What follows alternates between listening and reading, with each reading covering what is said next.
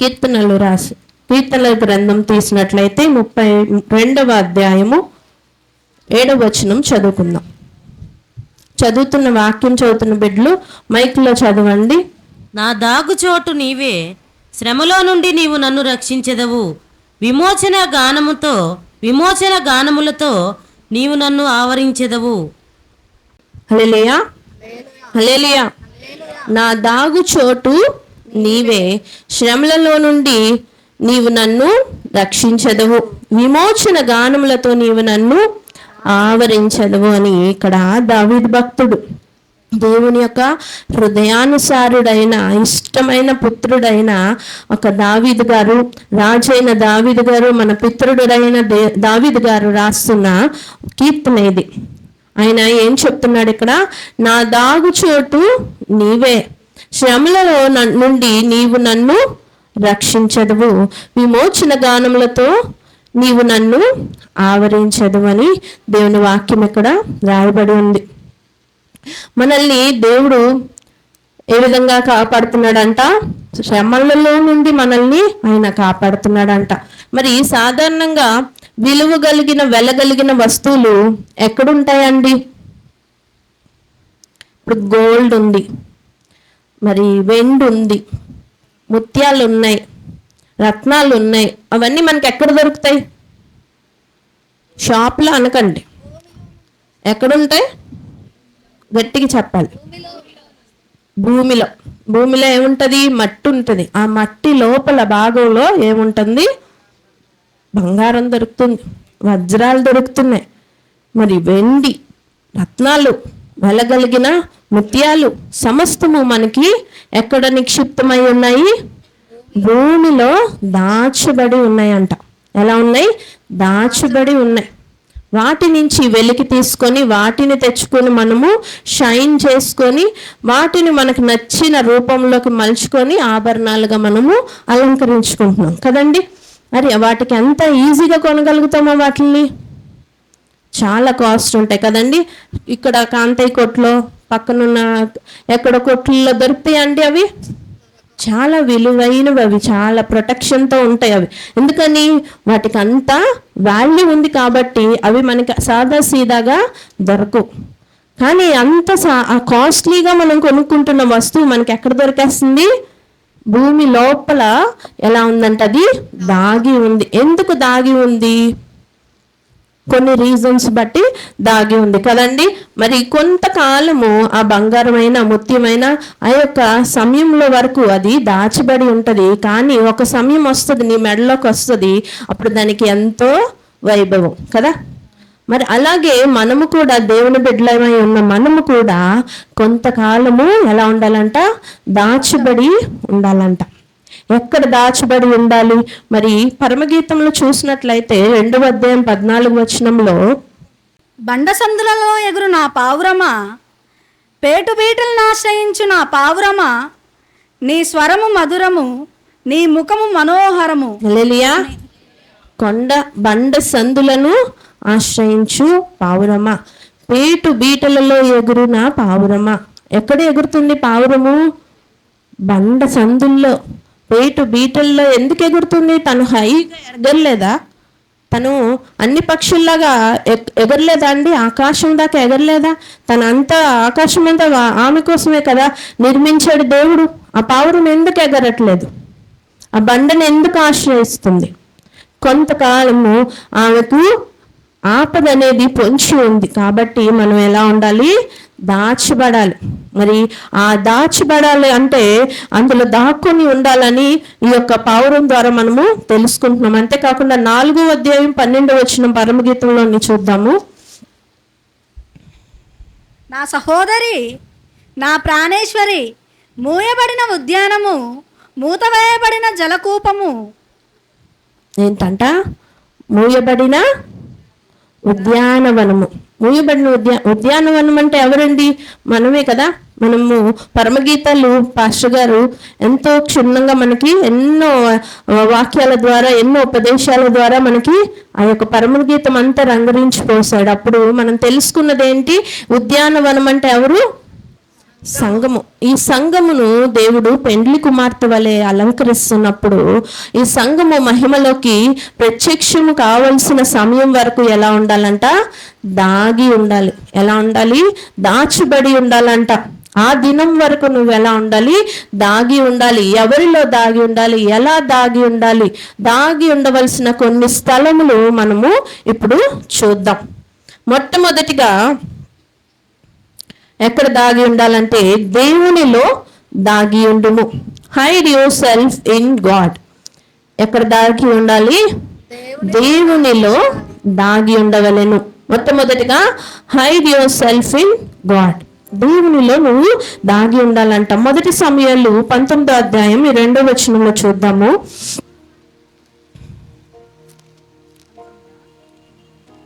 19వ అధ్యాయము 2వ వచనము. 1 సామ్యుయల్. సౌలు కుమారుడైన యోనాతాను దావీదు యందు బహు ఇష్టము గలవాడై ఉండి దావీదుతో ఇట్లనెను, నా తండ్రి అయిన సౌలు నిన్ను చంపవలనన్న ప్రయత్నము మీదనున్నాడు. కాబట్టి నీవు ఉదయమున జాగ్రత్తపడి రహస్యమైన స్థలమందు దాగియుండుము. హల్లెలూయా. ఇక్కడ ఏమని చెప్తున్నారు? సౌలు దావీదుని చంపడానికి ప్రయత్నించినప్పుడు తన ప్రాణ స్నేహితుడైన యోనాతాన్, ఆ యోనాతాన్ ఎవరండి? ఆ సౌలు కుమారుడే. అయినప్పటికీ దావీదుకి ఆయన బెస్ట్ ఫ్రెండ్ అన్నమాట. ఆయన ఏం చెప్తున్నాడంట తన దావీదుతో, నా తండ్రి అయిన సౌలు నిన్ను చంపవలెనన్న ప్రయత్నము మీదనున్నాడు. కాబట్టి నీవు ఉదయమున జాగ్రత్త పడి రహస్యమైన స్థలమందు దాగి ఉండుము అని యోనాతాను తన స్నేహితుడైన దావీదుకి ఇక్కడ తెలియజేస్తున్నాడు. మరి మనము కూడా దేవునిలో దాగి ఉన్నట్లయితే మనము ఎలా ఉంటామండి? రక్షించబడతాం. మన ఆధ్యాత్మిక జీవితము కాపాడబడుతుందంట. అంతే కదండి. మనము ఎలాగా కాపాడబడతాము? దేవునిలో దాగి ఉంటేనే కాపాడబడతాం. ఇక్కడ ఎలా అయితే యోనాతాన్ ఇన్స్ట్రక్షన్ ఫాలో చేసిన దావీదు దాచబడ్డాడో, నేను ఎందుకు దాక్కోవాలి, వస్తా రాని అన్నాడా? లేదు, దాగి ఉండు అనగానే వెళ్ళి దాగి ఉన్నాడు రహస్య స్థలంలో. తను మరి తరువాత కాలంలో ఏం జరిగింది? గొప్ప రాజుగా 40 సంవత్సరములు తను పరిపాలన చేయగలిగాడు. ఎంతో మరి గ్రేషియస్గా, ఎంతో మరి దేవుని యొక్క మహిమార్థము తను 40 సంవత్సరాలు ఇశ్రాయేల్ రాజ్యాన్ని అంతటిని ఛత్రపతిగా, మరి ఏక ఛత్రాధిపతి అంటారు కదా, ఒక్కడే పరిపాలించాడు. ఎంత ఘనంగా ఆయన మరి అక్కడ పరిపాలన చేశాడంటే, ఒక ఎంపైర్ అంతటికి ఆయన ఎంపరర్గా ఉన్నాడంటే అది ఎందుకు? దేవుని మాటలు ఆయన ఫాలో చేశాడు. తన స్నేహితుడి మాట మనము దేవుని మాటగా తీసుకుందాం. దేవుడు మాటలు కొన్ని మనకి చెప్పి ఉన్నారు. ఏమని?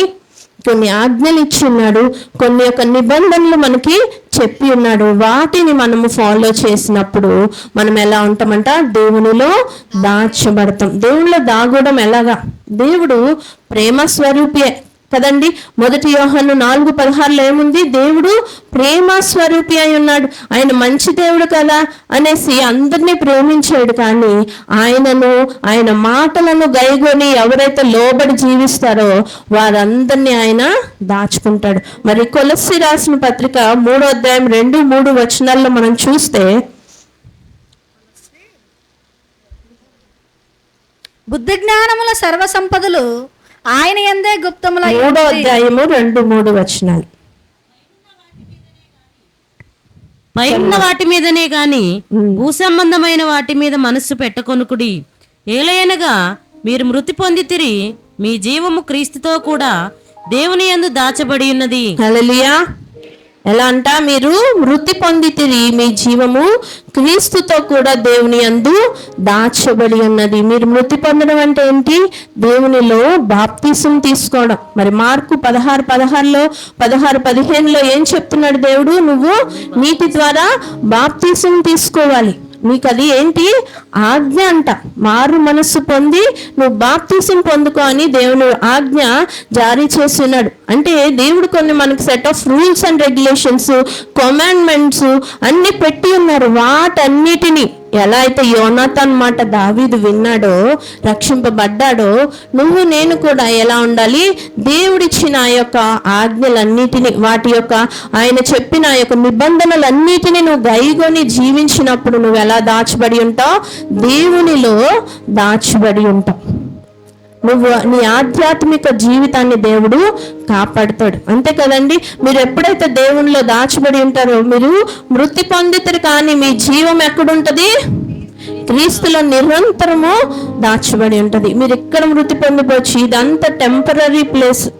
ఇక్కడ మనము మాయమైపోవచ్చు, కానీ నువ్వు ఎల్లప్పుడూ సదాకాలం ఎక్కడుంటావు? దేవునిలో దాచబడి ఉంటావు. దేవునిలో దాగి ఉంటే, నువ్వు ఆయనలో దాచబడి ఉంటే ఎక్కడుంటావు? సదాకాలము పరలోక రాజ్యములో హ్యాపీగా దేవునితో నువ్వు ఆనందిస్తూ, సంతోషిస్తూ, ఆయనతో పాటు జీవిస్తావు, ఆయనతో పాటు తిరుగుతావు, ఆయనతో పాటు నివసిస్తావు. చాలు కదండి, మనం ఎంత కష్టపడినా ఈ జీవితానికి సార్థక్యం.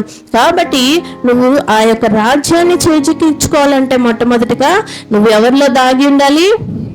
దేవునిలో దాగి ఉండాలి. దేవునిలో దాగి ఉండాలంటే నేను ఎక్కడున్నా ఆయన అందరికీ ప్రభు అంటున్నాడు కదా, నన్ను కూడా కాపాడుతాడంటే ఆయన అనామకుల్ని కాపాడు, ఆయన బిడ్డల్నే ఆయన కాపాడుతాడు. ఆయనను నమ్ముకోవాలి.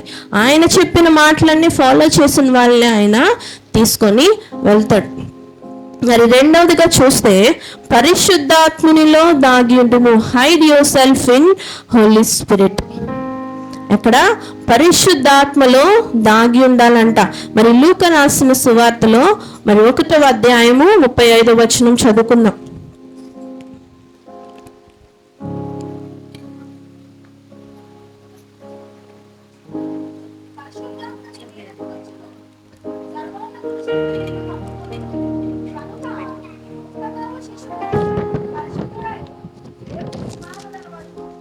హల్లెలూయా. ఇక్కడ దేవదూత మరియతో ఏం చెప్తుందండి? పరిశుద్ధాత్మ నీ మీదకు వచ్చును, సర్వోన్నతుని శక్తి నిన్ను కమ్ముకొనును, కనుక పుట్టబో శిశువు పరిశుద్ధుడై దేవుని కుమారుడు అనబడునని దేవుని దూత ఇక్కడ చెప్తుంది. ఎప్పుడైతే సర్వోన్నతుని శక్తి అంటే పరిశుద్ధాత్మ శక్తి నిన్ను కమ్ముకుంటుందో, నిన్ను దాచుకుంటుందో, నువ్వు అందులో దాగి ఉంటావో, అప్పుడు నీ యొక్క జీవితము ఎంతో ఉన్నతంగా ఉంటుందన్నమాట. ఎందుకంటే ఇక్కడ మరియమ్మ కడుపులోకి ఆయన ఎలా పుట్టాడండి? మనందరికీ బేబీస్ కలుగుతున్నారు. మనమందరం పుట్టాం. ఎలా పుట్టాం? ఒక పురుషుని యొక్క అండాశయం, మరి స్త్రీ యొక్క అండాశయం మరియు పురుషుని యొక్క స్పర్మ్ అనేది కలిసినప్పుడు ఒక DNA ద్వారా మనము ఒక బేబీగా ఫామ్ అయ్యాం. ఇప్పుడు మన DNA చెక్ చేస్తే మన ఫాదర్దో మదర్దో ఉంటుంది కదండి. మరి అలాగనే మరి యేసయ్య ఎలా పుట్టారా? ఆయన ఎలా పుట్టారంట?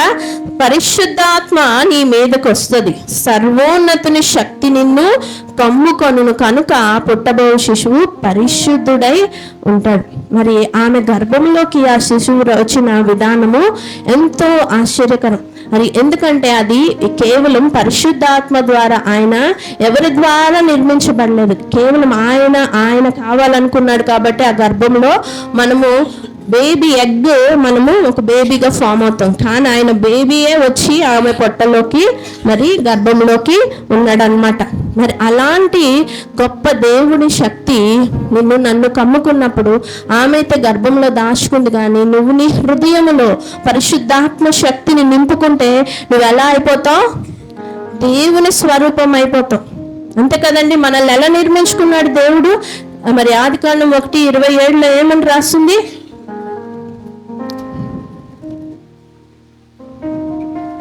దేవుడు తన స్వరూపమందు నరుని సృజించెను, దేవుని స్వరూపమందు వారిని సృజించెను, స్త్రీనిగాను పురుషునిగాను వారిని సృజించెను. హల్లెలూయా. ఎలా సృజించాడు? దేవుని స్వరూపమందు ఆయన పోలిక చొప్పున మనల్ని సృష్టించుకున్నాడు. ఎలాగా? ఒక స్త్రీగా ఒక పురుషునిగా ఆయన మనల్ని సృష్టించుకున్నాడు. మళ్ళీ నీకు నాకు ఆ స్త్రీ ఆ యొక్క దేవుని స్వరూపం రావాలంటే, ఆ మహిమ స్వరూపం నీకు నాకు రావాలంటే మనం ఆ మహిమను కోల్పోయాం కదండి. రోమా 3:23 ఏమని ఉంది?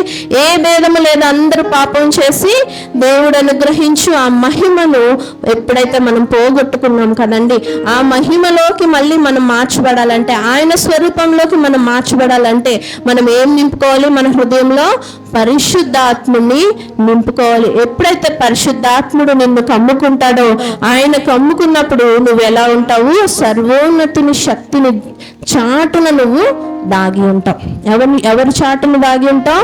నువ్వు కనిపించవు కానీ యేసు ప్రభు కనిపిస్తాడు. ఆయన వెనకాల నువ్వు ఉంటావు. ఎప్పుడు నువ్వు పరిశుద్ధాత్మ శక్తిని నింపుకున్నప్పుడు, నీలోకి ఆహ్వానించుకున్నప్పుడు, ఆయన పరిశుద్ధాత్మ వచ్చేసాడు కదా, మనం ఎట్టబడితే అట్ట జీవిద్దాం, బూతులు మాట్లాడదాం, మనకు నచ్చిన డాన్స్లు ఆడదాం అంటే మనలో పరిశుద్ధాత్మ నిలబడుతుందా అండి? మరి ఎవరిని నింపుకోవాలంట? మనము ఎవరిలో దాగి ఉండాలంట? పరిశుద్ధాత్మనిలో దాగి ఉండాలి. మొట్టమొదటిగా ఎవరిలో దాగి ఉండాలి? దేవునిలో దాగి ఉండాలి. ఆయన ఆజ్ఞలను, ఆయన యొక్క కట్టడలను, ఆయన నిబంధనలను మనం గైకొని ఆయనలో మనము జీవించినట్లయితే, ఆయనలో పరిశుద్ధాత్మ అనే అనుభవం ద్వారా ఆయనతో అంటగట్టబడి ఈ పాపాలన్నిటిని విడిచిపెట్టుకొని మనము జీవించినట్లయితే మనం ఇంకా ఉన్నతంగా మన జీవితం ముందుకెళ్తుంది. మరి అంతేకాకుండా పరిశుద్ధాత్మనితో నువ్వు ఎప్పుడైతే కమ్ముకుంటావో, ఆయన ఆత్మ ఎప్పుడైతే నిన్ను కమ్ముకుంటుందో, నీలో నింపబడుతుందో, నీ రూపం ఎలా మార్చబడుతుంది? దేవుని స్వరూపంగా నువ్వు అయిపోతావు. కానీ ఆ పరిశుద్ధాత్మను నువ్వు దుఃఖపరిచితివో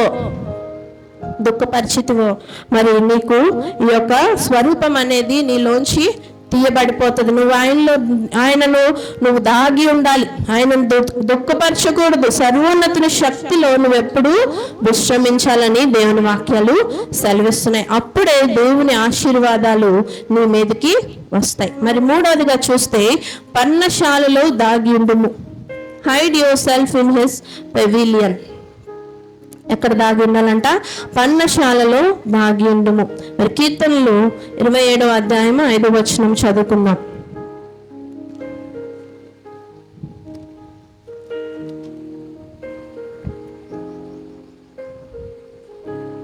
ఆపత్కాలమున ఆయన తన పర్ణశాలలో నన్ను దాచును, తన గుడారపు మాటున నన్ను దాచును, ఆశ్రయ దుర్గము మీద ఆయన నన్ను ఎక్కించును. హల్లెలూయా. ఆపత్కాలమున ఆయన తన పర్ణశాలలో నన్ను దాచును, తన గుడారపు మాటును నన్ను దాచును, ఆశ్రయ దుర్గము మీద నన్ను ఆయన ఎక్కించును అని ఇక్కడ రాసి ఉంది. మరి పర్ణశాలలు అంటే ఈ యొక్క గుడారాలు ఎక్కడ వేసి ఉంటాయండి? ఇళ్ళ మధ్యలో గుడారాలు వేసుకుంటామా? ఎక్కడ వేస్తాం పర్ణశాలలు? ఇప్పుడు మనం ఒక ట్రావెలింగ్ చేస్తున్నాం, ఒక క్యాంపింగ్ చేస్తున్నాం అనుకోండి, ఎక్కడికో వెళ్తున్నాం, ఒక ప్రదేశాన్ని మనము చూడడానికి, అన్వేషించడానికి ముందుకు వెళ్తున్నప్పుడు అక్కడ అరణ్య మార్గాల్లో ఇల్లులు ఉంటాయా అండి? ఉండవు. అప్పుడు ఏం చేస్తాం? మనం మనతో పాటు ఒక గుడారాన్ని క్యారీ చేస్తాం. అక్కడ టెంట్ వేసుకొని చిన్న ఫుడ్ పట్టుకొని వెళ్ళి అక్కడ కొన్ని రోజులు ఉండి ఆ యొక్క ప్రదేశాన్ని అన్వేషించి ఆ యొక్క ప్రకృతి ఆనందాలు చూసి వస్తుంటారు. ఈ మధ్య క్యాంపింగ్స్ అని ఒక వీడియోస్ పెడుతున్నారు యూట్యూబ్స్లో. ఏంటంటే వాళ్ళు కొత్త కొత్త ప్లేసెస్కి కార్స్ ద్వారా, మరి కార్లో అయినా సరే ఫుల్ ఎక్విప్మెంట్తో వెళ్తారు, ఫుడ్ అన్నీ పట్టుకొని ట్రావెల్ చేస్తారు. అక్కడికి వెళ్ళి కొంచెం ఆ యొక్క చుట్టుపక్కల అంతా చూసి దాని అంతటిని మనకి వీడియోస్ ద్వారా మనకి చూపిస్తారు. ఈ యొక్క ప్లానెట్, వరల్డ్, ఏదో మన నేషనల్ జియోగ్రఫీ, వీళ్ళందరూ ఎలా చూపిస్తున్నారు మనకి అవన్నీ.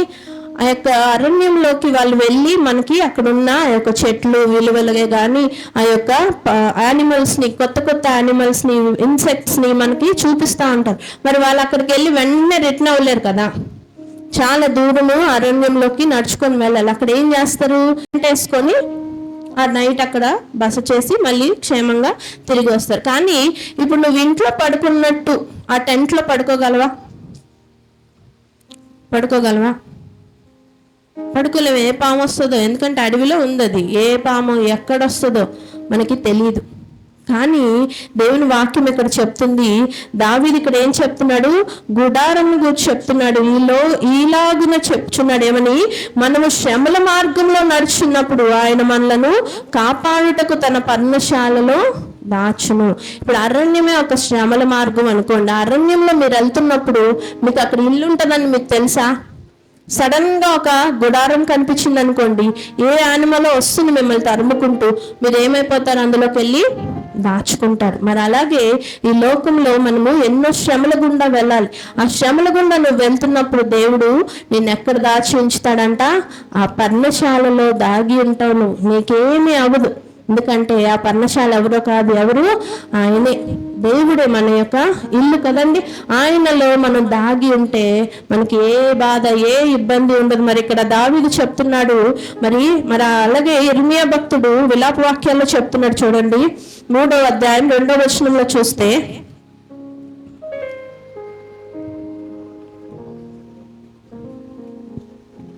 ఆయన కటిక చీకటిలోనికి దారి తీసి దానిలో నన్ను నడిపించుచున్నాడు. హల్లెలూయా. ఎలా అంట? కటిక చీకటిలోనికి దారి తీసి ఆయన నిన్ను నడిపిస్తున్నాడంట. చీకటిలోని దారి తీయడం అంటే మామూలు విషయమా? మరి మనం వింటున్నాం, ఎప్పుడు వింటున్నాం ఇశ్రాయేలీల గురించి. ఆయన మన పితరులైన ఇశ్రాయేలీలు వారు అరణ్య మార్గంలో వెళ్తున్నప్పుడు వాళ్ళకి ఏమయ్యేవాడంట? రాత్రి అయిపోగానే కట్టిక చీకటి ఉంటుంది. తెలుసా అండి? మనకి ఇక్కడ ఉన్నంత చీకటి కూడా ఉండదు. మరి అరణ్యంలో చీకటిని మనం ఫీల్ అవ్వగలమంట. అంత చీకటి, గారు చీకటి ఉంటుంది. అలాంటి చోట్లలో కూడా దేవుడు ఏమై ఉన్నాడు? ఆ చీకటిలోని ఆయన దారి తీసి ఆ వెలుగే ఆయన అయి ఉన్నాడంట. ఆ దారే ఆయన అయి ఉన్నాడంట. ఎలా ఉన్నాడు ఆయన? రాత్రి మేఘస్తంభము, పగలు మేఘస్తంభము, రాత్రి అగ్నిస్తంభముగా మారిపోయేవాడంట. ఆ వెలుగులో హ్యాపీగా ఇశ్రాయేలీలు పడుకుని పోయేవారు. వాళ్ళు చక్కగా రాత్రి వారు చేసుకోవాల్సిన కార్యకలాపాలు చేసుకునేవాళ్ళు, ఒకరినొకరు చూసుకోగలిగేవారు కదండి. వెలుగు ఉంటేనే మనం ఏమైనా చేయగలం. ఇప్పుడు ఒక్కసారి కళ్ళు మూసుకొని ఎంత అంధకారం నువ్వు ఏమైనా చేయగలవా? నీ బ్రెయిన్ వర్క్ చేస్తుందా? ఏం చేయదు. కానీ ఆయన ఏమై ఉన్నాడు? ఎలాగ నువ్వు బ్లాంక్లో ఉన్నప్పటికీ అందులో ఒక స్పార్క్ వస్తుంది. ఆ స్పార్క్ ఎవరు?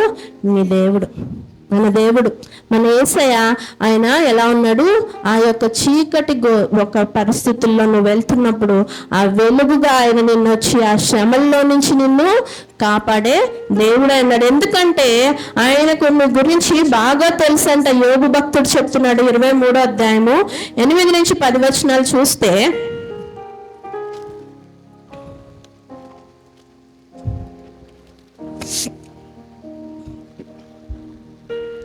నేను తూర్పు దిశకు వెళ్ళినను ఆయన అచ్చట లేడు, పడమటి దిశకు వెళ్ళినను ఆయన కనబడుట లేదు. ఆయన పనులు జరిగించు ఉత్తర దిశకు పోయినను ఆయన నాకు కానవచ్చుట లేదు. దక్షిణ దిశకు ఆయన మృగము తిప్పుకొని ఉన్నాడు, నేను ఆయనను కనుగొనలేను. తర్వాత 10th verse, నేను నడుచు మార్గము ఆయనకు తెలియను, ఆయన నన్ను శోధించిన తరువాత నేను సువర్ణము వలె కనబడుదును. హల్లెలూయా, హల్లెలూయా.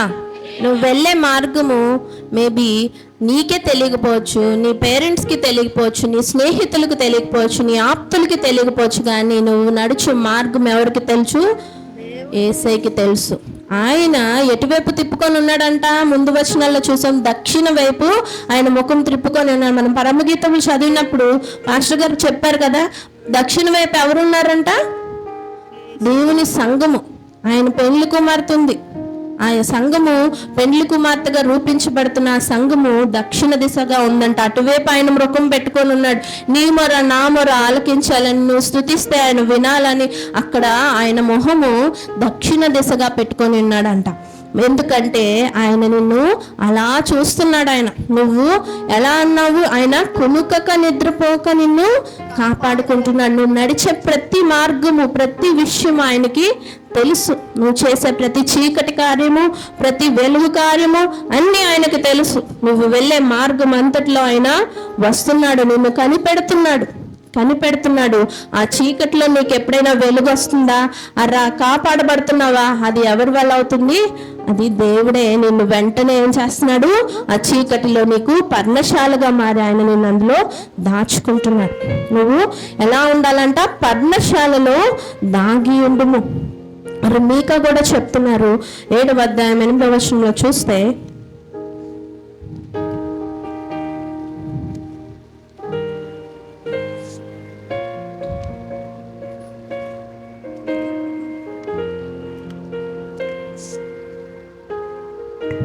శత్రువా, నా మీద అతిశయింపవద్దు. నేను క్రింద పడినను తిరిగి లేతును, నేను అంధకారమందు కూర్చున్నను, యెహోవా నాకు వెలుగుగా నుండును. హల్లెలూయా, హల్లెలూయా. ఏమంటున్నావు? నా శత్రువా, నా మీద అతిశయింపవద్దు. నేను కింద పడినను తిరిగి లేతును, నేను అంధకారమందు కూర్చున్నను, యెహోవా నాకు వెలుగుగా ఉన్నాడు. నువ్వు అంధకారంలో ఉన్నప్పుడు ఎవరు నీకు వెలుగుగా ఉన్నాడు? యెహోవా నీకు వెలుగుగా ఉన్నాడు. మరి ఈ శత్రువు ఎప్పుడు నిన్ను మింగెద్దునా అని తిరుగుతున్నాడు. నువ్వు పడిపోతే, నువ్వు చీకట్లో ఉంటే నిన్ను భయపెడుతున్నాడు, నిన్ను చూసి వెటకారం చేస్తున్నాడు. కానీ నీలో నువ్వు గుర్తుపెట్టుకో, నువ్వు ఎక్కడున్నావు? పర్ణశాలలో దాగి ఉన్నావని గుర్తుపెట్టుకో. నీకు ఎవరున్నారంట? వెలుగుగా. యెహోవా నాకు వెలుగుగా ఉన్నాడు అనేసి ఇక్కడ దేవుని వాక్యం రాయబడి ఉంది. మరి నువ్వు దెబ్బతిన్న సింహం అంట, కొన్ని చోట్ల వింటూ ఉంటాం డైలాగ్లో, నార్మల్ సింహాన్ని కాదు, నేను దెబ్బతిన్న సింహాన్ని, మళ్ళీ తిరిగి వచ్చానా, మామూలుగా ఉండదు నీకు అంటారు కదండి. ఏంటి? మామూలు సింహము, మాటు వేసిన సింహము ఏంటంటే మౌనంగా ఉంటుంది.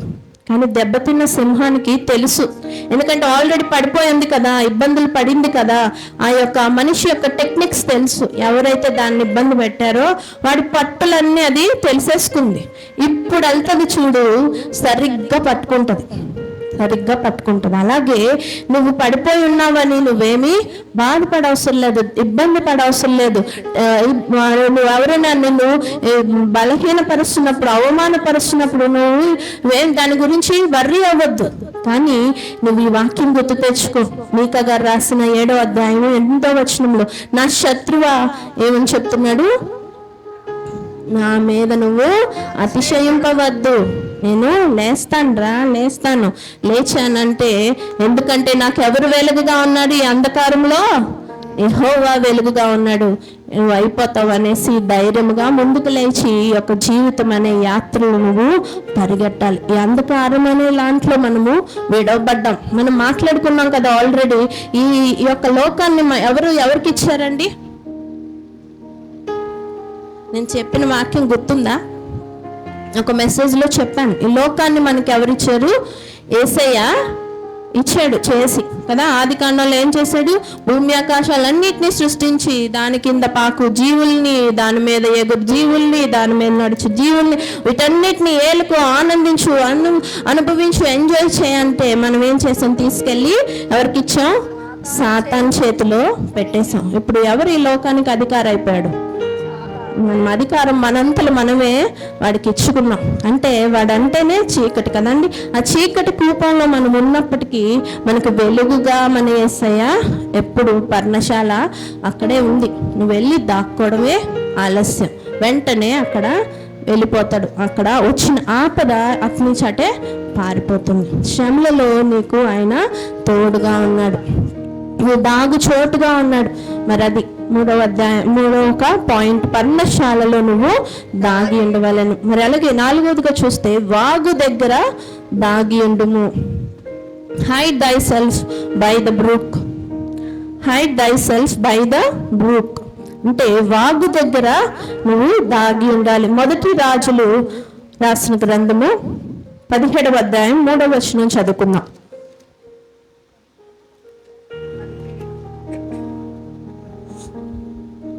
నీవు ఇచ్చట నుండి తూర్పు వైపునకు పోయి యోర్దానునకు ఎదురుగానున్న కేరేతు వాగు దగ్గర దాగియుండుము. హల్లెలూయా. ఏంటంట? కేరేతు వాగు దగ్గర దాగియుండుము. ఈ మాట ఎవరు చెప్తున్నారు? యెహోవా తండ్రి ఏలియాకి చెప్తున్నాడు. ఏమని? నువ్వు పోయి కేరీతు వాగు దగ్గర దాగిండు. దీని ముందు ఎలీషా అంటున్నా, ఏలియా గొప్ప సాహస కార్యం చేశాడు. మనం చాలా సార్లు విన్నాం కదా. ఆయన ఏం చేశాడండి? బయలు ప్రవక్తలతో ఆయన ఫైట్ చేస్తాడు. నా దేవుడే నిజమైన దేవుడని ఒక పెద్ద ఛాలెంజ్ చేస్తాడు. మరి యెజబెలు అనే ఒక రాణి దగ్గర ఆయన ఎదిరించి నిలబడతాడు. మరి ఫైనల్గా గెలుస్తాడు. ఆయన ఆకాశం నుంచి ఆ అగ్నితో అక్కడున్న ఆహారం అంతా కాల్చివేయబడటకు మరి ఆయన దేవుడిని పిలవగానే దేవుడి శక్తి అక్కడికి వస్తుంది. మరి ఏలియా అదే కాదు కానీ ఎన్నో గొప్ప కార్యాలు ఆయన పిలిస్తే అగ్ని వచ్చి అలాగా మనుషుల్ని ఎవరి మీద అయితే కోపిస్తాడో వాళ్ళని అగ్ని కాల్చేసేది. మరి ఆకాశాన్ని అంట జిప్పేసినట్టు ఇలా జిప్పు తీస్తే ఆయన ప్రార్థన చేస్తే అలా వర్షం వచ్చేసేదట, ఇలా జిప్పేస్తే ఆకాశం మూయబడిపోయాడంట. అంత శక్తిమంతుడు దేవుడు, ఆయనకు అంత పవర్ ఇచ్చేసాడు. ప్రార్థన చేస్తే ఆయన ప్రార్థన అంత పవర్ఫుల్గా ఉంది. ప్రార్థన చేయగానే వాటర్ వచ్చేసేది, వర్షం వచ్చేసేదంట. ప్రార్థన చేయగానే ఆగనగానే అక్కడికక్కడ అది ఆగిపోయేదంట. ఆకాశపు తూములు అలాగా మూయబడిపోయేవంట. అంత గొప్ప శక్తిమంతుడు కూడా. ప్రతి మనిషికి ఒక బలహీన సమయం ఉంటుంది. ఆయన బలహీనుడైపోయాడు. ఆ టైంలో దేవుడు ఏం చెప్తున్నాడు? వెళ్ళు, ఆ వాగు దగ్గర దాగి ఉండని చెప్తున్నాడు. మరి విశ్వాస వీరుడైన ఏలియాకి దేవుడు ఏం చెప్తున్నాడు ఇక్కడ? ఎలీయా కెరీతు వాగు దగ్గర దాగి ఉండు అంటున్నాడు. మనము కూడా విశ్వాసంలో ఎలా ఉండాలంట? మనం విశ్వాసం జీవించు జీవితాన్ని పిలువబడిన వారం కాబట్టి మనం కూడా సహాయమును ఆశ్రయమును మనుషుల నుండి కాక ఎక్కడి నుండి చూడాలి? ఆకాశమును భూమిని సృజించిన ఆ దేవుని వైపు నుంచి ఆ సహాయం కోసము చూడాలి. ఆయన బలహీనుడు అయినప్పుడు ఎవరొచ్చి చెప్పాడు ఆ మాట? కెరీతు వాగు దగ్గర దాక్కొని యేసయ్య చెప్పాడు. యేసయ్య చెప్పిన మాటని ఆయన ఫాలో చేస్తున్నాడు. మనం ఎప్పుడైతే విశ్వాసముతో ఆకాశము భూమి సృష్టించిన ఆ దేవుని మాటనే వినుకుంటూ ముందుకెళ్ళిపోయామో మన జీవితము ఇంకా ఉన్నతంగా మరి కట్టబడుతుందంట. మరి భక్తుడైన పౌలు గారు కూడా చెప్తున్నారు. 2 కొరింథీ 5:6 చూస్తే,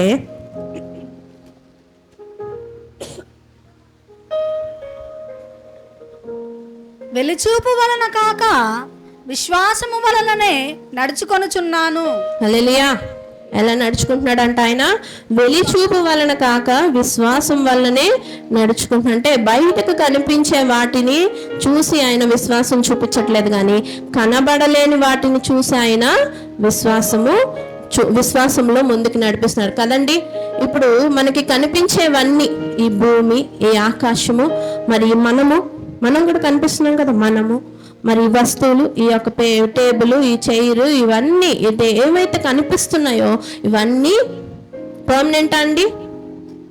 కనబడనివి సంతోషము, ఆనందము, నిత్యత్వము, ఇవన్నీ ప్రేమ, వేదన, ఇవన్నీ ఏంటండి? శాశ్వతంగా ఉండేవి, నిత్యము ఉండేవి, కనబడవు. కానీ ప్రేమను చూపించగలరా? ఏదైనా బొమ్మ వేసి చూపించగలరా? వేదన చూపించగలరా? ఏదైనా బొమ్మ వేయగలరా? ఏదైనా వస్తువుగా చూపించగలరా? నాకు మనిషిని అయితే మెడిసిన్ చూపండి, నన్ను తీసుకెళ్ళి చూపిస్తా. మరి ఏదైనా వస్తువు చూపండి, తీసుకెళ్ళి చూపి. కానీ ఇవేవి శాశ్వతమైనవి కాదు. కానీ మనం ఏదైతే అశాశ్వతంగా అంటే కనబడకుండా ఉన్నవో వాటినే శాశ్వతమైనవి. అవేంటంటే నిత్యత్వము, పరలోక రాజ్యం అనేది శాశ్వతమైనది. యేసయ్య కనబడుతున్నాడా? కానీ ఆయన శాశ్వతంగా మనతో ఉంటాడు, నిత్యముగా ఉంటాడు. ఆయన వేదన కనబడట్లేదు, కానీ అది కూడా శాశ్వతంగా ఉంటుంది. అంటే ఎక్కడ ఉంటుంది వేదన, బాధ? నరకంలో. అది కూడా నిత్యము ఉంటుంది, శాశ్వతము ఉంటుంది అది. మరి సంతోషము, ఆనందము, మరి ఇవన్నీ ఎక్కడ దొరుకుతాయి మనకి? పరలోక రాజ్యంలో దొరుకుతాయి. ఏవి కనబడవో అవే శాశ్వతములు, ఏవి కనబడుతున్నాయో అవి అశాశ్వతములు. మరి అవి మనకి ఉండవు. ఈ కనబడిన వాటి కోసం మనము విశ్వాసం పెడతాం, కనబడే వాటి కోసం విశ్వాసం పెడతాం. కానీ కనబడని వాటిని ఎప్పుడైతే మనం నమ్మి అవి మనకి దక్కుతాయని, ఆయన కనబడని యేసయ్య నీకు కనబడట్లేదు అన్నప్పటికీ నువ్వు ప్రార్థన చేసి ఆయన మాటలు ఏమైతే ఆయన చెప్పారో నమ్మి నువ్వు నడుస్తున్నప్పుడు నువ్వు ఎక్కడ దాచబడి ఉంటావు? వాగు చాటను దాచిపడి ఉంటాం. అదే ఆ వాగు అంటే పరిశుద్ధాత్ముడు. మీరంటే ఏంటండి? పరిశుద్ధాత్ములను దాచిబడి ఉంటే ఎక్కడుంటావు? నీ రూపము యేసయ్య రూపంగా మార్చబడుతుంది. అది ఎక్కడికి వెళ్తుంది? నువ్వు వెళ్ళి ఇలా గేట్ దగ్గర నీ ఫేస్ పెట్టగానే ఫేస్ లాక్ డోర్ ఓపెన్ అవుతుంది. దేనికి డోర్ ఓపెన్ అవుతుంది? నరకనక పరలోక రాజ్యానికి నీ యొక్క డోరు ఓపెన్ అవుతుంది. మరి నిత్యము దేవుడితో ఉండాలంటే నువ్వు ఎక్కడ ఉండాలి? వాగు చాటును దాగి ఉండాలంటే నీ విశ్వాస జీవితంలో నువ్వు ఎంతో ఉన్నతముగా ఉండాలి. దేని గురించి చింతపడక మన అవసరతలన్నీ దేవునికే తెలియచేయాలి. కానీ మనము మన సొంత జ్ఞానంతో మనం వాటిని సాధించాలని టెన్షన్ పడిపోకూడదు. చింత పడిపోతుంటాం, ఏదైనా కష్టం వచ్చిందా నష్టం వచ్చిందా వెంటనే మన సొంత బుద్ధి మీద ఆధారపడిపోతాం. ఆధారపడకుండా ఎప్పుడైతే నువ్వు ప్రార్థన చేసుకుంటావో ఏలియాలాగా, ఏలియాకి దేవుడు ఎంత గ్రేట్గా చేశాడో తెలుసా అండి ఆయన కార్యము. ఆయనకి ఎవరి ద్వారా ఆహారం వచ్చేదంట? వాగుల దగ్గర వంకల దగ్గర ఇల్లులు వంటలు ఉంటాయా అండి? ఆయనకి ఎవరు తెచ్చేవాళ్ళంట? కాకుల ద్వారా ఆహారము తెచ్చా. అందుకే మనం ఊహించు వాటికంటే ఆశించు వాటికంటే అత్యధికముగా మేలు చేయు దేవుడి మీద నువ్వు విశ్వాసం ఉంచి నువ్వు ప్రార్థన చేసుకోవాలి. అప్పుడు ఆయనలో నువ్వు దాచబడి ఉంటే నీ విశ్వాసమును బట్టి నువ్వు అద్భుత కార్యాలు, ఆశ్చర్య కార్యాలు నువ్వు ఊహించవు. కాకి బువ్వ తేడం ఎవరికైనా అవుతుందా అసలు? అది కాకి అలాంటి స్వభావం కలిగింది. బువ్వ పెడుతుంది, అది దానికే సరిపోదు. అది దాని నేచర్ కాదు అది. కానీ కాకి ద్వారా కూడా నీకు, అంటే నీ శత్రువుల ముందు కూడా నీకు దేవుడు భోజనాన్ని పెట్టగలడు. కాబట్టి నువ్వు ఎవరిలో దాగి ఉండాలి? దేవునిలో దాగి ఉండాలి. వాగు చాటున, వాగు దగ్గర నువ్వు దాగి ఉండు. విశ్వాసముతో దేవుడు చెప్పిన మాటని ఫాలో చేయాలన్నమాట. మరి 5వదిగా చూస్తే పాయింట్, మట్టిలో దాగి ఉండుము. Hide be in the dust. మట్టిలో దాగి ఉండుము. మరి యెషయా రాసిన గ్రంథము 2వ అధ్యాయం 10వ వచనం చూసినట్లయితే,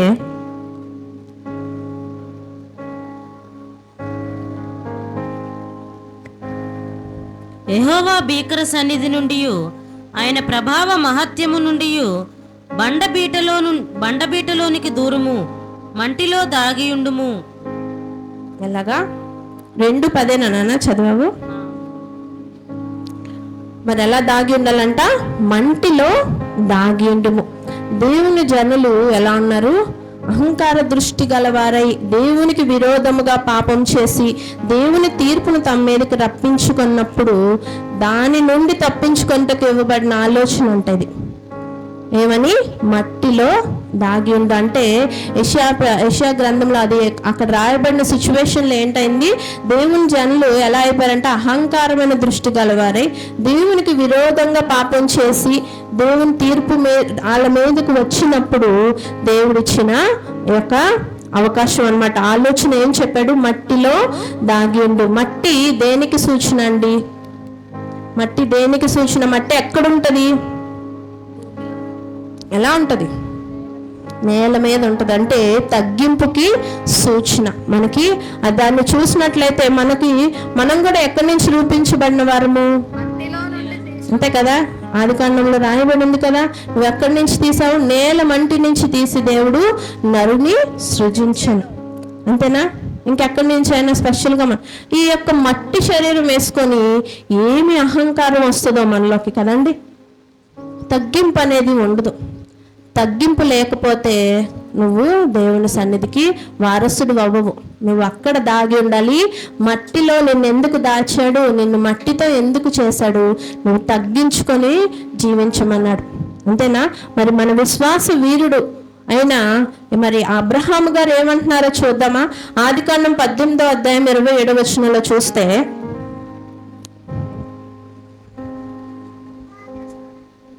అందుకు అబ్రహాము, ఇదిగో ధూళియు బూడిదయునైనా నేను ప్రభువుతో మాట్లాడ తెగించుచున్నాను.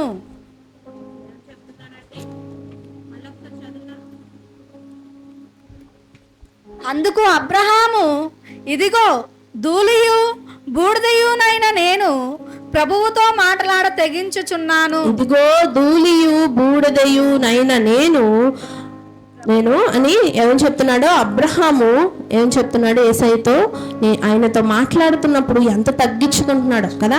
ఏంటంటున్నాడు ఆయన నేను ధూళినయ్యా బూడిదనయ్యా అని ఆయన ముందు, దేవుని ముందు తగ్గించుకుంటున్నాడు.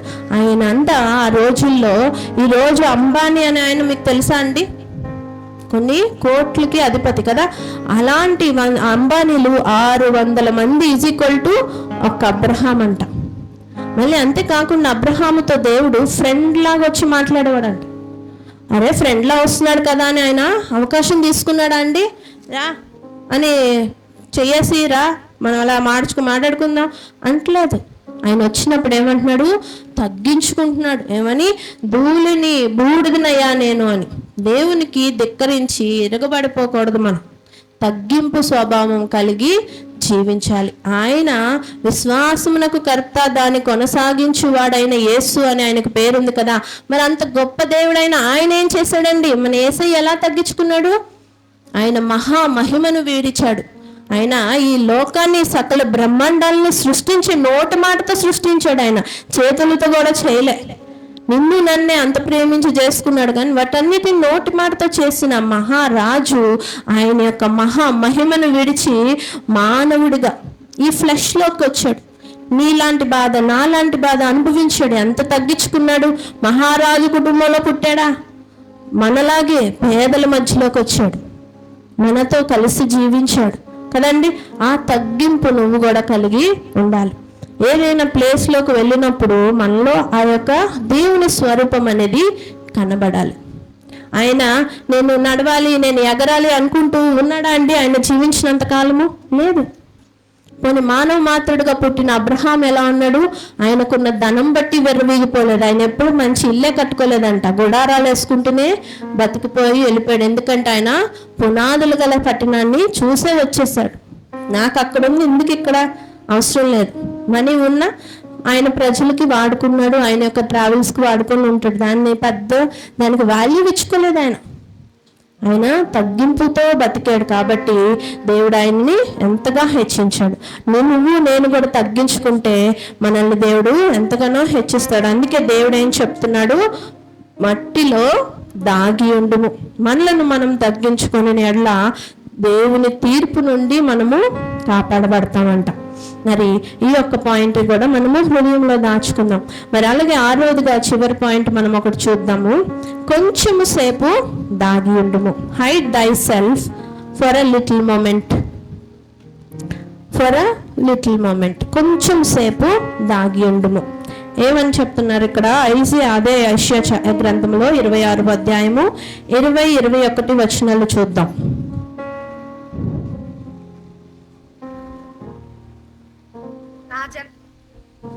నా జనమా, ఇదిగో వారి దోషమును బట్టి భూనివాసులను శిక్షించుటకు యెహోవా తన నివాసములో నుండి వెడలి వచ్చుచున్నాడు. భూమి తన మీద చంపబడిన వారిని ఇకను కప్పకుండా తాను త్రాగిన రక్తమును బయలుపరచును. నీవు వెళ్ళి నీ అంతఃపురములో ప్రవేశించుము.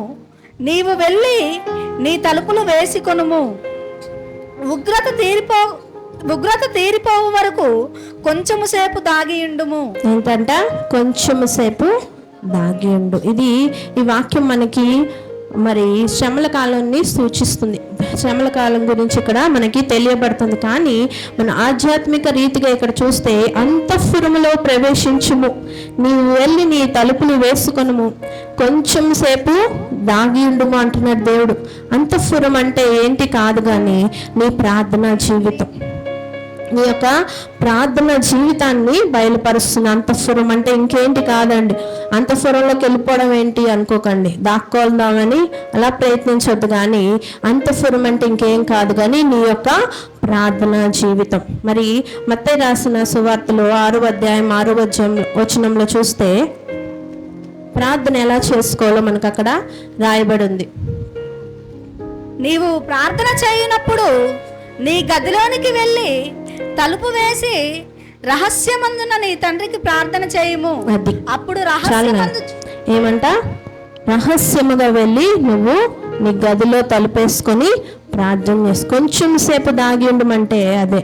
కొంచెం సేపు నువ్వు వెళ్ళి ఏం చేయాలంట? నీ యొక్క ప్రార్థన జీవితంలో అధికముగా ఎదగాలి. నీ రహస్యమందున నీ తండ్రికి నీ బాధ ఏంటో, నీ యొక్క ఆనందం ఏంటో, నీ యొక్క ఆరాధన ఏంటో తెలియచేయాలి ప్రార్థన ద్వారా.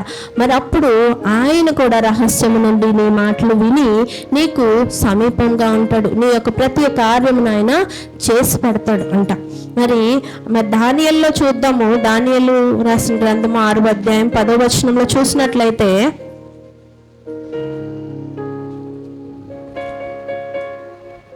ఇట్టి శాసనము సంతకము చేయబడనని దానియేలు తెలుసుకొనినను అతడు తన ఇంటికి వెళ్ళి యథాప్రకారముగా అనుదినము ముమ్మారు మోకాల్లోని తన ఇంటి పైగది కిటికీలు యెరూషలేము తట్టునకు తెరవబడి ఉండగా తన దేవునికి ప్రార్థన చేయుచు ఆయనను స్తుతించుచూ వచ్చెను. హల్లెలూయా, హల్లెలూయా.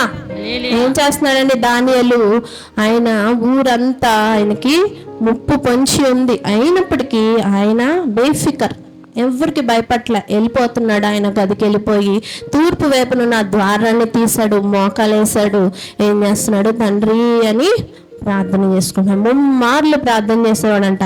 దానియేలు మనలాగా కూరగాయలు అమ్మడం, మరి రోడ్లు తొడవడు, మరి ఇంకే పని చేయట్లేదు. కానీ ఆయన అంతా గొప్ప మనిషి అంటే మినిస్టర్ అంట, పెద్ద రాజు దగ్గర మినిస్టర్ అంట.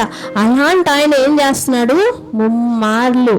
మళ్ళీ ఆయనకి ప్రాణాపాయం పొంచి ఉందని కూడా తెలుసండి. ఆయనే దానికి సీల్ వేశాడు. ఎవరైతే ప్రార్థన చేస్తారో వాళ్ళని చంపేస్తాం, వెళ్ళి అందరూ ఆ విగ్రహానికి మొక్కండి అని ఆల్రెడీ అక్కడ రాజ్యంలో ఒక ప్రకటన జారీ చేశాడు. ఆ ప్రకటనకి సీల్ వేసింది కూడా, ఎందుకంటే ఈయన మినిస్టర్ కదా, ఈయన ఆమోదిస్తేనే ముందుకు బిల్ పాస్ అవుతుంది. ఆయన ఆమోదించి ఆయనే వెళ్ళిపోయి ఏం చేస్తున్నాడు? ప్రార్థన చేసుకుంటున్నాడు. ఎంత ధైర్యము! ఆ ధైర్యం ఎక్కడి నుంచి వస్తుంది? నువ్వు కొంచెం సేపు తలుపు వేసుకుంటే వస్తుంది. కొంచెం సేపు నువ్వు దాగి ఉండమని దేవుని వాక్యం చెప్తుంది. ప్రార్థన జీవితంలో నువ్వు నలగొట్టబడాలి. అప్పుడు దేవుడు దర్శనము నీకు నూతన పరుస్తాడంట. నీ పట్ల దేవుడు దర్శనాన్ని దేవుడు నూతన పరుస్తాడు, సమస్తాన్ని నీకు బయలుపరుస్తాడంట దేవుడు. మరి దేవుని వాక్యం చెప్తుంది దర్శనం లేనివాడు నశిస్తాడని. ప్రోవర్బ్స్ మరి సామెతలు 29:18 వచనంలో చూసినట్లయితే ఎలాగంట? దేవోక్తి లేకపోతే జనులు ఎలా తిరుగుతారు? కట్టులు లేకుండా తిరుగుతాడు. మరి ఇంగ్లీష్లో రాసి ఉంటుంది, without vision people run wild, people will perish. అంటే రన్ వైల్డ్ అంటే భయంకరంగా, కట్టులు లేకుండా భయంకరంగా నశించిపోతారని దేవుని వాక్యం. దర్శనం లేనివాడు నశిస్తాడు. వాళ్ళలో నువ్వు ఉండదు. కానీ నీ ప్రార్థనా జీవితాన్ని గడపడానికి కొంచెం సేపు నువ్వు దాగి ఉండు. నీ ప్రార్థనా జీవితాన్ని అధికము చేసుకోవాలి. ఈ రోజుల్లో కొంతమంది యవన బిడ్డలు ఉంటారు, మాకు ఏమవుతుందో, మా ఫ్యూచర్ ఏంటో మాకు అర్థం కావట్లేదు అక్క, ఏంటి నేను ఎంత చేశాను, ఎంత చదివాను, నా జీవితం ఏంటి, టెన్షన్ పడిపోతుంటారు. టెన్షన్ పడిపోకూడదు. ఎప్పుడు నువ్వు అధైర్యపడతావు? నీ యొక్క దర్శనం నీకు తెలియకపోతే, నీ విజన్ ఏంటో నీకు తెలియకపోతే, నీ ఫ్యూచర్ ఏంటో నీకు తెలియకపోతే నువ్వు టెన్షన్ పడిపోతావు. టెన్షన్ పడొద్దు. కానీ నువ్వేం చేయాలి? నీ యొక్క ప్రార్థనా జీవితాన్ని అధికము చేసుకో. దేవుడు నీకు శక్తినిస్తాడు, ధైర్యంనిస్తాడు, ఆయనలో నిన్ను దాచుకుంటాడు. అందుకే కీర్తనలో చెప్పాడు కదా ఆయన, మరి 32:7 మనం ఇందాక చదువుకున్నాం ఏమని?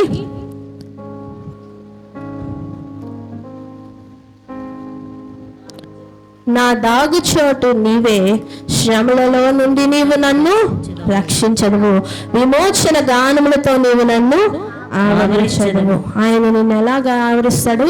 విమోచన గానం. నీకు పాపం నుండి, శాపం నుండి, ఈ యొక్క డస్ట్ నుంచి, చెత్త నుంచి, మరి మురికి కూపం నుంచి నిన్ను విడుదల చేసి విమోచన ఇచ్చి నిన్ను ఆనందముతో నిన్ను ఆవరింప చేసేయడానికి ఆయన సిద్ధంగా ఉన్నాడు. ఎప్పుడు నువ్వు ఎవరిని దాగుచోటుగా పెట్టాలి? Who is your hiding place? ఎవరిని దాగుచోటు? ఎవరు? మమ్మీ, డాడీ, ఫ్రెండ్స్, షికార్లు, enjoyment. What's your hiding place? ఏది నీ యొక్క దాగుచోటు? నువ్వు ఎక్కడికి వెళ్ళి దాక్కుంటావు? పెద్ద పెద్ద కమాండోస్ని తెచ్చి పెట్టుకుంటావా? నీ ముందు ఇద్దరిని దాక్కుంటావా? వాళ్ళ వెనకాల దాక్కోగలవా?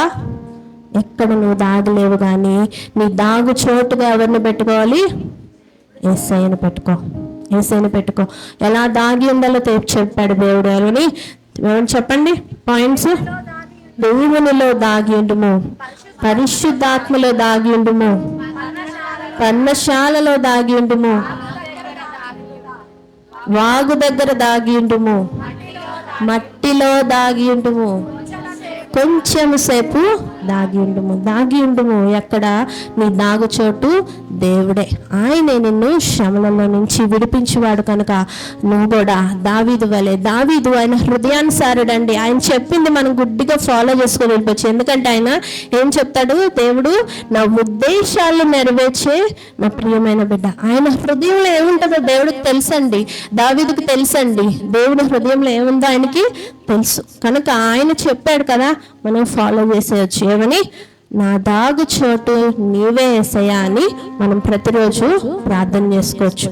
మరి ఆయనలో నువ్వు దాగి ఉన్నట్లయితే, ఆయనలో నువ్వు దాగి ఉన్నట్లయితే నీ ఆధ్యాత్మిక జీవితం కూడా కాపాడబడుతుంది. నువ్వు బాప్తీసం ద్వారా ఆయనతో అంటగట్టబడినప్పుడు నిన్ను ప్రతి నిమిషం ఆయన ఇంకా దగ్గరగా ఉండి కాపాడుకుంటాడు. నా దేవుడు ప్రేమ స్వరూపి కదా, నేను ఎట్టబడతా ఆడుతానని నువ్వు ఇంకా బాప్తీసం తీసుకోకుండా, లోబడకుండా దూరంగా తిరుగుతున్నావేమో, ప్రార్థన చేసుకో, త్వరగా రా, దేవుని వైపు తిరుగు, ఆయనతో అంటగట్టబడు. అప్పుడు ఆయనలో నిన్ను ఏం చేస్తాడు? ఆయన పైన నా బిడ్డ ఇది, నా శృతి ఇది అని ముద్ర వేస్తాడు, నా ప్రభు అని ముద్ర వేస్తాడు, నా రాణి అని ముద్ర వేస్తాడు. ఆయన ముద్ర ఉంటే అంట, మన రివల్యూషన్ లో పాస్టర్ గారు చెప్తున్నట్టు విన్నాం, ముద్ర లేని వారిని ఏం చేస్తాయి? మిడతలు మంచిగా ఆడుకుంటాయి అంట. రాబోయే కాలంలో, శ్రమల కాలంలో నువ్వు దాచిబడి ఉండాలంటే నీ దాగు చోటు ఎవరై ఉండాలి? దేవుడై ఉండాలి. ఆయనలోకి రా, నువ్వు ముద్ర వేయబడు, నువ్వు ముద్ర వేయించుకో ఆయనకు. నేను నీ బిడ్డను తండ్రి, నీ యొక్క ఆజ్ఞలు నేను పాటిస్తాను, నీకు లోపల నేను వింటా, నీ మాటలు నేను వింటా, నీకు విధేయురాలుగా జీవిస్తానని అందరూ మోకరిద్దాం, ప్రార్థన చేసుకుందాం.